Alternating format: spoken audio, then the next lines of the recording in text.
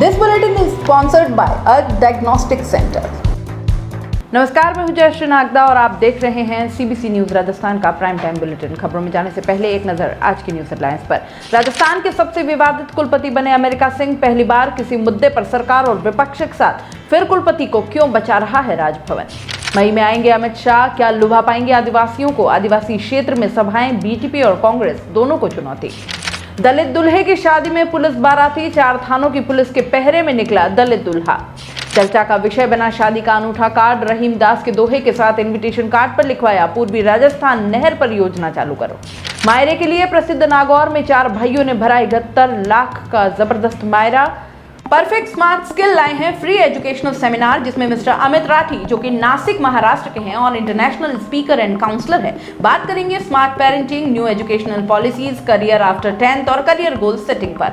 28 अप्रैल को शाम 6 बजे जल्दी रजिस्ट्रेशन करवाएं। ज्वाइनिंग फीस केवल 149 रुपीज, वो भी रिफंडेबल। संपर्क करें। और अब खबरें विस्तार से। उदयपुर के मोहनलाल सुखाड़ा यूनिवर्सिटी के कुलपति अमेरिका सिंह के खिलाफ 3 कमेटियों की जांच चल रही है, जिसमें एक कमेटी ने उन्हें दोषी घोषित कर दिया है और इसके बाद सरकार ने भी सिंह के खिलाफ एफआईआर तक दर्ज करवा दी है। कांग्रेस, बीजेपी के साथ अन्य राजनीतिक संगठन भी सिंह को पदमुक्त करने की मांग को लेकर प्रदर्शन कर रहे हैं, जबकि 25 से ज्यादा एमएलए अमेरिका सिंह के खिलाफ विधानसभा में सवाल पूछ चुके हैं।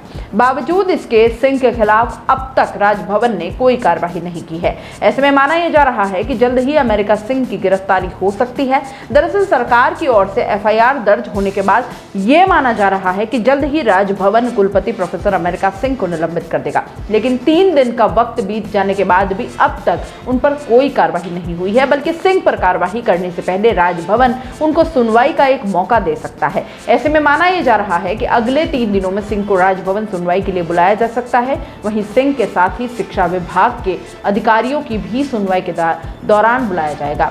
राज्य सरकार ने 2019 में विधानसभा से यूनिवर्सिटी की विधियां संशोधन अधिनियम विधेयक पारित करवाया था और इस बिल में राज्य सरकार ने कुलपति को हटाने को लेकर कई तरह के प्रावधान किए। इनमें एक प्रावधान में यह लिखा गया है कि अगर कुलपति के विरुद्ध कोई जांच चल रही हो तो कुलाधिपति राज्य सरकार के परामर्श से कुलपति को छुट्टी पर भेज सकते हैं। बता दें, गुरुकुल यूनिवर्सिटी के अलावा अमेरिका सिंह के खिलाफ यूनिवर्सिटी के कई शिक्षक और स्टाफ भी शिकायत दे चुके हैं। इनमें कई वित्तीय अकादमिक अनियमितताएं शामिल है। ऐसे में जल्द ही अमेरिका सिंह को गिरफ्तार भी किया जा सकता है।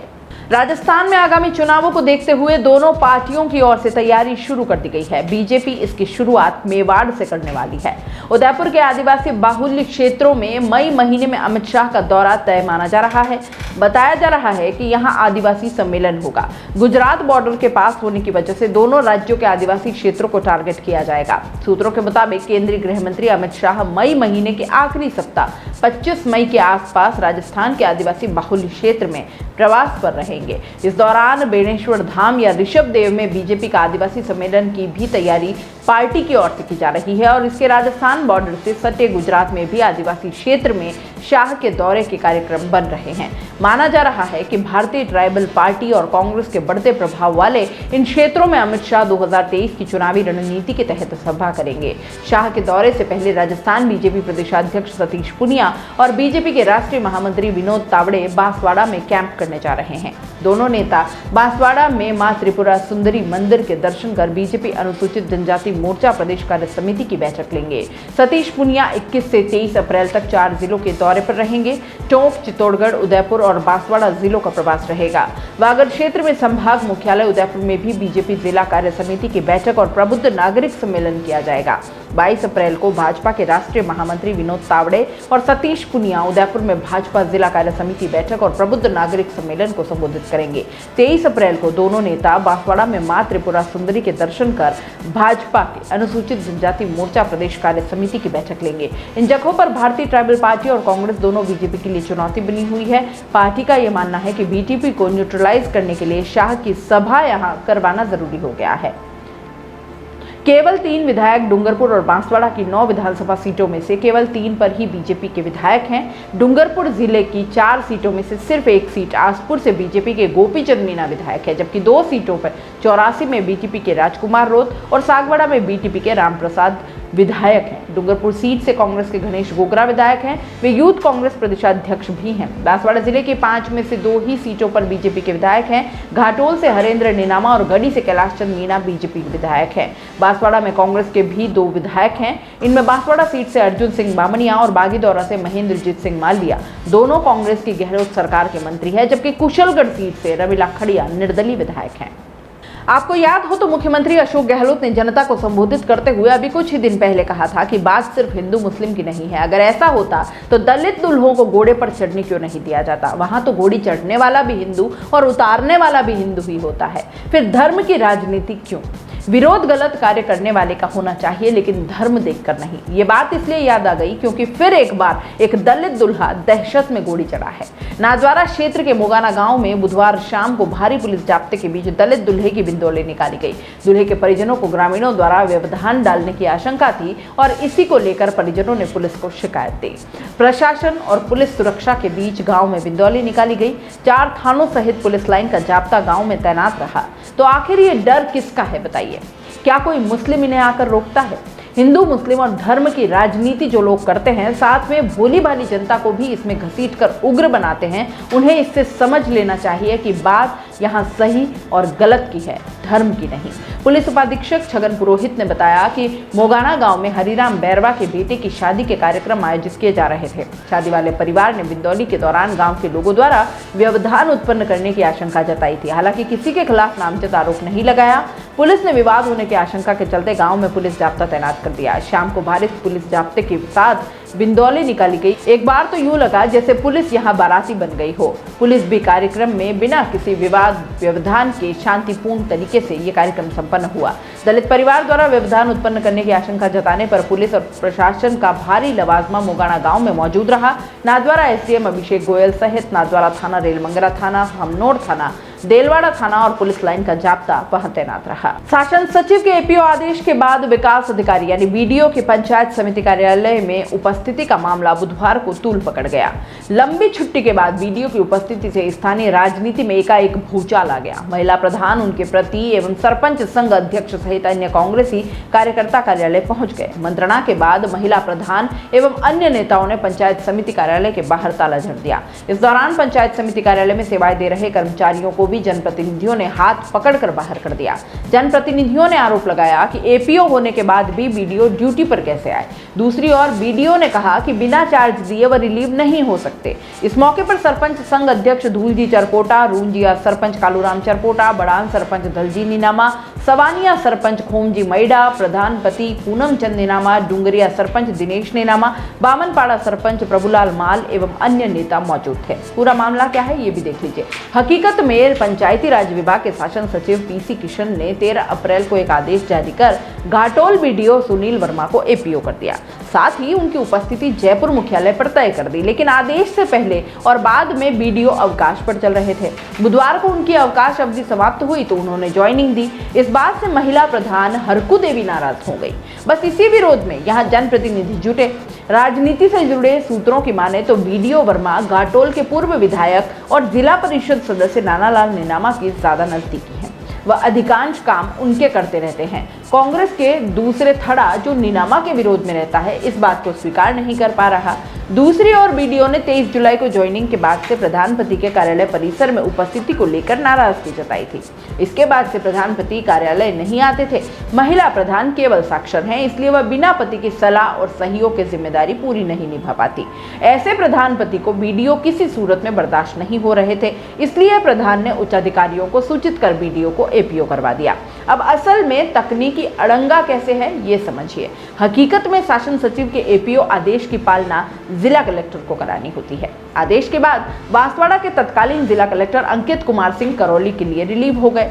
सोमवार को नए कलेक्टर प्रकाश चंद्र शर्मा ने पदभार संभाला और इस बीच एपीओ आदेश की पालना में बीडीओ को चार्ज सौंपने के आदेश जारी नहीं हो पाए। आदेश के अभाव में बीडीओ सीधे रिलीव नहीं हो सकते। ताला जड़ने से पंचायत समिति में सेवाएं देने वाले बीडीओ ही नहीं बल्कि 60 अधिकारी कर्मचारी का काम भी प्रभावित हुआ। यहाँ 2 अय्यन, 26 जेटीओ, सहायक विकास अधिकारी, 10 कंप्यूटर ऑपरेटर सहित अन्य कर्मचारी सेवारत हैं जो ताला जड़ने के साथ ही कामकाज छोड़कर बाहर हो गए। राजस्थान के नागौर जिले का एक और मायरा चर्चा में है। यहाँ अपने दिवंगत भाई की इच्छा पूरी करने के लिए उसके 4 छोटे भाइयों ने अपनी इकलौती बहन की बेटियों की शादी में 71 लाख का मायरा भरा है। इसमें भाइयों ने बहन को 51 लाख रुपए नकद, 25 तोला सोना और 1 किलो चांदी के जेवर और अन्य सामान मायरे में भेंट कर दिए।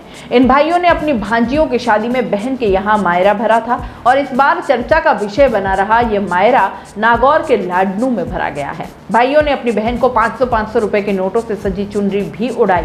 बहनों के यहाँ मायरा भरने के लिए प्रसिद्ध नागौर में हर साल कोई न कोई ऐसा मायरा भर देता है जिसकी चर्चा चारों ओर हो जाती है। पिछले साल बोरों में रुपए भरकर लाए भाइयों ने मायरा भरा तो इस साल 51 लाख रुपए नकद और 25 तोला सोने का मायरा चर्चा में है।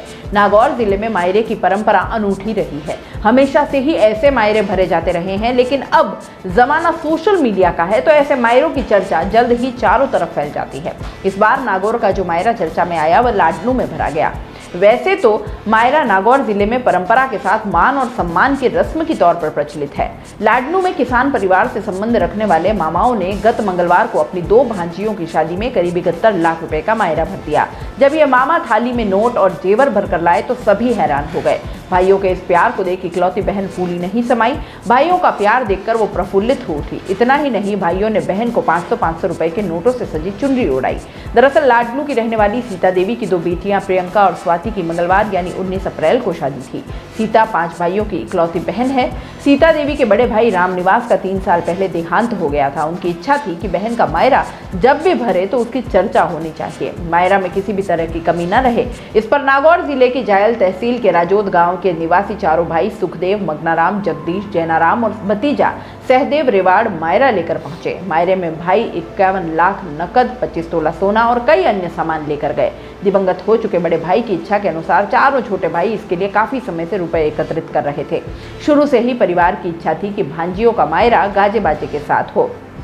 इसके अलावा बहन के ससुराल वालों को भी सोने चांदी के जेवर गिफ्ट के तौर पर दिए गए। नकदी के साथ सोने और चांदी की कीमत को जोड़कर ये मायरा करीब 71 लाख का भरा गया।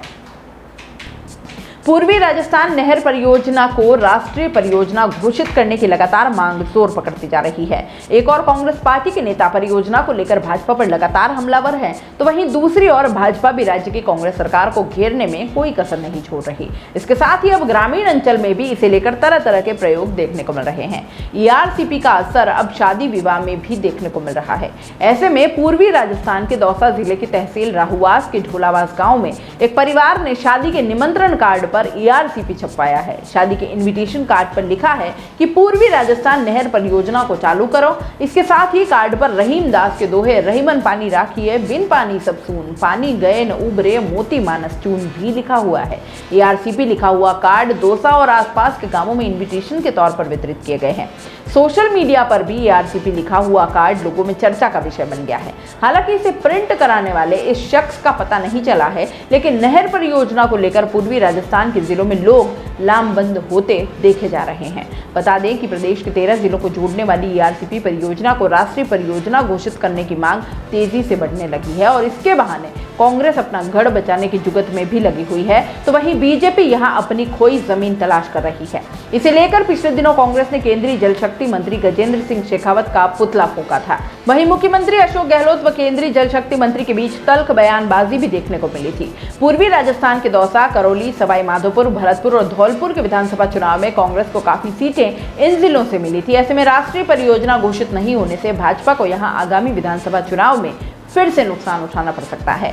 क्या है पूर्वी राजस्थान नहर परियोजना, ये भी देख लीजिए। पूर्वी राजस्थान नहर परियोजना का उद्देश्य दक्षिणी राजस्थान में चंबल और इसकी सहायक नदियों जैसे कि कुन्नू, पार्वती, काली सिंध सहित नदियों में बारिश के मौसम में ओवरफ्लो पानी को एकत्र कर इसका उपयोग करना है। इस मेगा परियोजना के तहत प्रदेश के 13 जिलों झालावाड़, बारां, कोटा, बूंदी, सवाई माधोपुर, अजमेर, टोंक, जयपुर, करौली, अलवर, भरतपुर, दौसा और धौलपुर में पीने के पानी की आपूर्ति के साथ ही करीब 2 लाख हेक्टेयर भूमि की सिंचाई के लिए पानी उपलब्ध हो सकेगा। वहीं दिल्ली मुंबई इंडस्ट्रियल कॉरिडोर में भी पानी की आपूर्ति की जाएगी। इसलिए पूर्वी राजस्थान नहर परियोजना यानी ERCP का उद्देश्य राज्य की 41 13% आबादी को जलापूर्ति करने का होगा। मुख्यमंत्री द्वारा पूर्वी राजस्थान नहर परियोजना को राष्ट्रीय परियोजना घोषित किए जाने संबंधी मांग का प्रमुख कारण इस परियोजना की भारी भरकम लागत बताया गया है। इसकी अनुमानित लागत लगभग 40,000 करोड़ रुपए है, जिसका राज्य सरकार द्वारा वहन करना संभव नहीं है। ऐसे में इसे लेकर कांग्रेस और भाजपा के बीच ठनी हुई है। प्राइम टाइम बुलेटिन में इतना ही। दीजिए इजाजत, नमस्कार। This bulletin is sponsored by earth diagnostic centre. दोस्तों, सीबीसी न्यूज आपके सहयोग से लगातार बढ़ता जा रहा है। स्वतंत्र पत्रकारिता का सहयोग करने के लिए आपका धन्यवाद। सबसे पहले तो जिन लोगों ने हमारे चैनल को सब्सक्राइब नहीं किया है, तो पहले सब्सक्राइब करें, जिसका कोई शुल्क नहीं लगता और बड़ा आसान है। बस नीचे दिख रहे लाल सब्सक्राइब के बटन को दबाना है और पास में दिख रहे बेल आइकन को भी दबाना है, ताकि आपको अपने सीबीसी न्यूज के हर अपडेट्स मिल सके। हमारे इंस्टाग्राम पेज और फेसबुक पेज को भी लाइक करें, फॉलो करें। वहां पर भी आपको मिलती है तरह तरह की अपडेट्स। हम पूरे राजस्थान से आपके लिए लाते हैं वो खास खबरें जो आपके लिए जरूरी है, और वो भी पूरी बेबाकी के साथ। पत्रकारिता के इस मुश्किल दौर में आपकी आवाज जिम्मेदारों तक पहुंचाना ही हमारा लक्ष्य है, और ये आपके सहयोग के बिना संभव नहीं है। हमारा सहयोग करें, स्वतंत्र पत्रकारिता में अपना योगदान दें और ज्वाइन बटन पर जाकर सदस्यता लें, चाहे सबसे छोटी सहायता के रूप में ही क्यों ना हो। जनता की बेबाक आवाज बने रहें, उसके लिए सहयोग आपको ही करना है। सब्सक्राइब करिए और ज्वाइन बटन पर क्लिक कर सदस्यता ग्रहण कीजिए।